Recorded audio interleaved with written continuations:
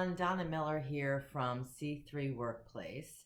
And today I'm going to spend a few minutes with you continuing my theme of the top 10 lessons I've learned in my 25 years of being in business. And of course, there's way more than 10, but I had to narrow it down to something. So today I'm going to talk to you for a few minutes about my belief that you need to let go to grow. Here I am 25 years later with this fantastic organization, C3 Workplace, who has helped thousands of companies to start and grow by providing space, support, virtual assistance, bookkeeping, and now many advisory services as well and programs. But here's the truth, people.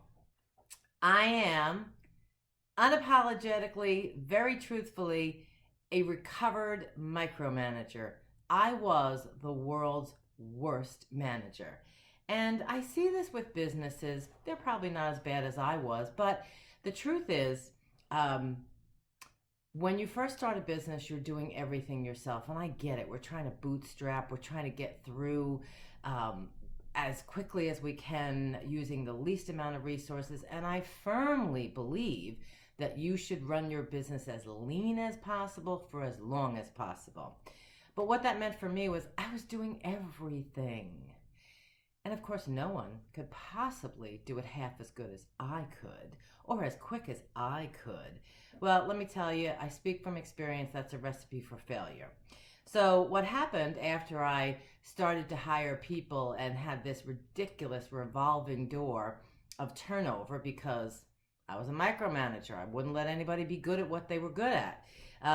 I realized with some outside help, and for me that's been a theme as well, asking for help and getting outside perspective, I needed to do things differently. So as you think about letting go to grow, whether it's just you or whether you're beginning to build your team, I've got a few things I would encourage you to keep in mind.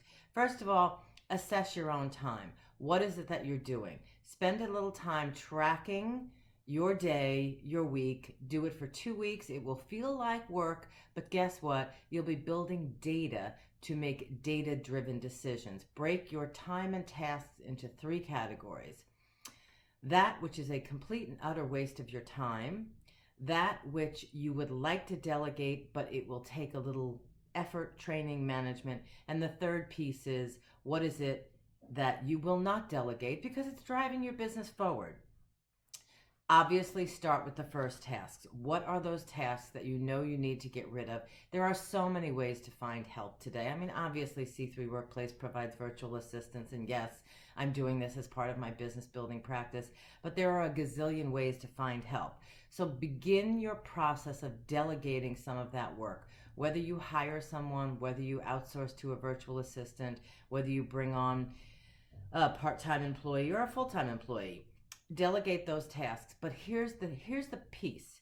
Very often when people hire administrative help, they look at it as overhead. And, on any P&L, it pretty much is. However, if you're going to hire someone, look at your column number 3, that which drives the business forward, and make sure that by delegating these tasks and getting them off your plate, you're focusing on those tasks so that you can create, wait for it, a return on your investment. I'm always looking for a return on my investment. So assess what you're doing, delegate, and by the way, delegate to somebody who's going to tell you how to do it. Typically, the stuff you need to get rid of is the stuff you really suck at.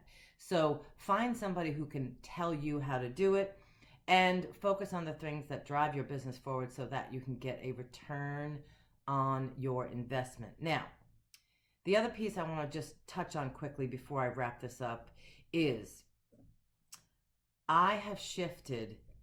I'm really a pretty good leader now. I don't get involved in the things that other people are definitely better at than I am. So my focus has shifted towards letting go to grow, which has worked for me.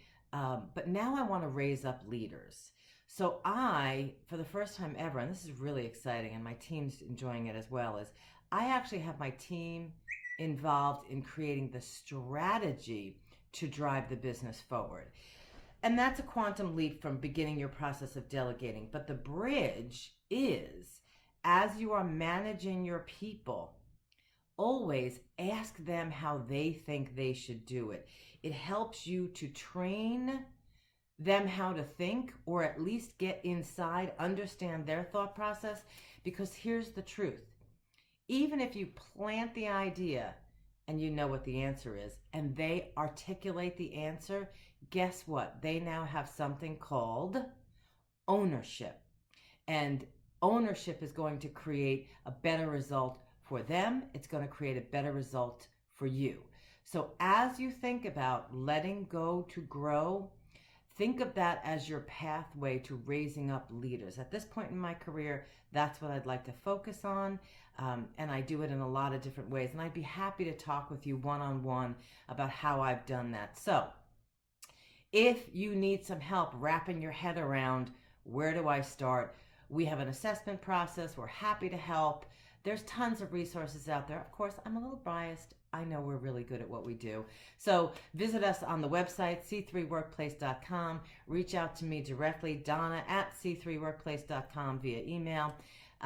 We'd love to help you be one of the many, many companies that we have nurtured through the process of letting go to grow.